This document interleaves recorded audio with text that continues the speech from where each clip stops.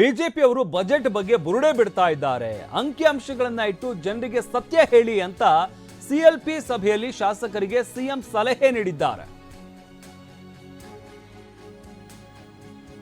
ಐತಿಹಾಸಿಕ ದಾಖಲೆಯ ಬಜೆಟ್ ಮಂಡನೆ ಮಾಡಿದ್ದಾರೆ ಸಿಎಂ ಸಿದ್ದರಾಮಯ್ಯ. ಈ ಬಜೆಟ್ ವಿಚಾರಕ್ಕೆ ಸಂಬಂಧಪಟ್ಟಂತೆ ಬಿಜೆಪಿಯವರು ಸುಳ್ಳು ಹೇಳ್ತಾ ಇದ್ದಾರೆ. ಅಂಕಿಅಂಶಗಳನ್ನ ಇಟ್ಟು ಜನರಿಗೆ ಸತ್ಯ ಹೇಳಿ. ಎಸ್ಸಿಪಿ ಟಿಎಸ್ಪಿ ಕಾಯ್ದೆ ಮಾಡಿರುವ ರಾಜ್ಯ ನಮ್ಮದು. ಯಾವ ರಾಜ್ಯದಲ್ಲೂ ಈ ಕಾಯ್ದೆ ಜಾರಿ ಮಾಡಿಲ್ಲ. ಬಿಜೆಪಿ ಯಾವ ಮುಖ ಇಟ್ಕೊಂಡು ಟೀಕಿಸ್ತಾ ಇದೆ ಈ ಬಜೆಟ್ ಅನ್ನ? ಅಂಕಿಅಂಶಗಳನ್ನ ಇಟ್ಟು ಸತ್ಯ ಹೇಳುವಂತೆ ಸಿಎಂ ಸಲಹೆ ನೀಡಿದ್ದಾರೆ.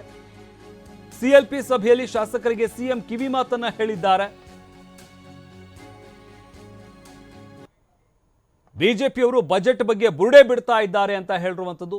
ಇವತ್ತು ನಡೆದಂತ ಸಿಎಲ್ಪಿ ಸಭೆಯಲ್ಲಿ ಶಾಸಕರುಗಳಿಗೆ ಕಿವಿ ಮಾತನ್ನ ಹೇಳಿದ್ದಾರೆ ಮುಖ್ಯಮಂತ್ರಿಗಳು. ಪ್ರಮುಖವಾಗಿ ಬಜೆಟ್ ವಿಚಾರಕ್ಕೆ ಸಂಬಂಧಪಟ್ಟಂತೆ ಬಜೆಟ್ ಬಗ್ಗೆ ಬಿಜೆಪಿಯವರು ಅಪಪ್ರಚಾರ ಮಾಡ್ತಾ ಇದ್ದಾರೆ, ಬುರುಡೆ ಬಿಡ್ತಾ ಇದ್ದಾರೆ.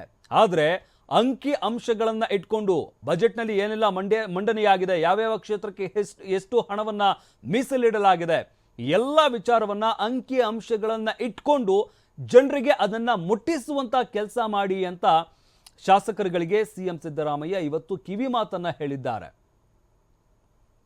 ಸಾಮಾನ್ಯ ಜನರಿಗೆ ರಾಜ್ಯದ ಪ್ರಗತಿಕ ತಾಂತ್ರಿಕ ಸಂಗತಿಗಳು ಗೊತ್ತಾಗೋದಿಲ್ಲ. ನೀವು ವಿವರಿಸಿ ಹೇಳಿ. ಹಿಂದಿನ ಸರ್ಕಾರದ ಎಡವಟ್ಟಿನಿಂದಾಗಿ ಅಪಾರವಾಗಿ ಬಿಲ್ ಬಾಕಿ ಉಳಿದಿದೆ.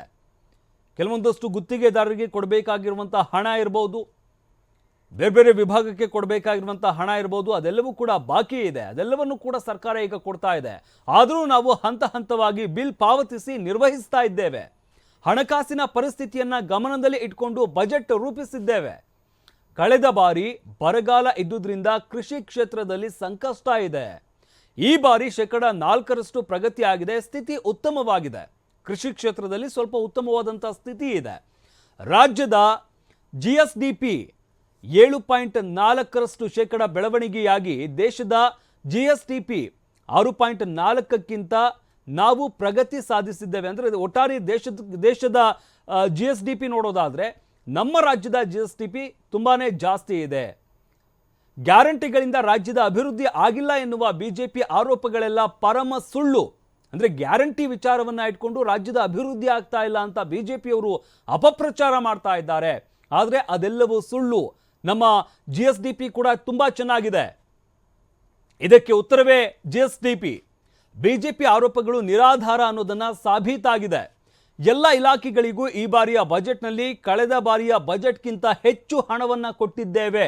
ಅಂದ್ರೆ ಗ್ಯಾರಂಟಿಗೋಸ್ಕರ ಹಣ ಎಲ್ಲ ಖರ್ಚಾಗ್ತಾ ಇದೆ, ಹಣ ಇಲ್ಲ ಅಂತ ವಿಪಕ್ಷ ಏನು ಆರೋಪ ಮಾಡ್ತಾ ಇದೆ. ಇದಕ್ಕೆ ಸಂಬಂಧಪಟ್ಟಂತೆ ಕೂಡ ಮುಖ್ಯಮಂತ್ರಿಗಳು ಇವತ್ತಿನ ಸಿಎಲ್ಪಿ ಸಭೆಯಲ್ಲಿ ಉತ್ತರವನ್ನ ಕೊಟ್ಟಿದ್ದಾರೆ. ಕಳೆದ ಬಾರಿಯ ಬಜೆಟ್ಗಿಂತ ಈ ಬಾರಿ ಹೆಚ್ಚು ಹಣವನ್ನ ಕೊಟ್ಟಿದ್ದೇವೆ ಅಂತ ಹೇಳಿದ್ದಾರೆ.